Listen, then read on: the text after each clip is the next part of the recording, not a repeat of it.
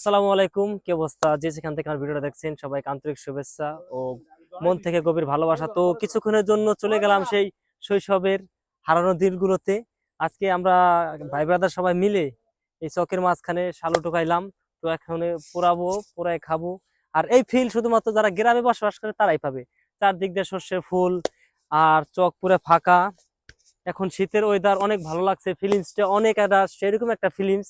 এই ফিলিংস শুধুমাত্র যারা গ্রাম অঞ্চলে বসবাস করে তারাই পাবে শীতের মধ্যে। এই হালুক টোকাইয়ে এই আপনার গিয়ে নাড়া পোড়াইয়ে যে আগুন পোহানো যে একটা ফিলিংস, এই ফিলিংস আপনি কোথায় পাবেন? শৈশবে যারা ছিলেন তারাই পাবেন। আর এখন তো আমরা প্রবাসে থাকি, কামের জন্য ব্যস্ত থাকি, ছুটিতে দেশে আইলে সেরকম একটা মজা ভাই দেখছেন। এখন যে একটা ওয়েদার ভাই, কসম এই ওয়েদার মনে করেন আপনি কোটি টাকা দিলে ওয়েদার পাবেন না। যে একটা শান্তি, গ্রামে বসবাস করার যে একটা শান্তি, একদম দিল থেকে ভালোবাসা আসে গ্রামের সেই শান্তির ভিউ দেখেন। Oh oh my god, this is quiz. আর লোকেশন দেখছেন, শস্যের ফুল চারদিক দিয়ে।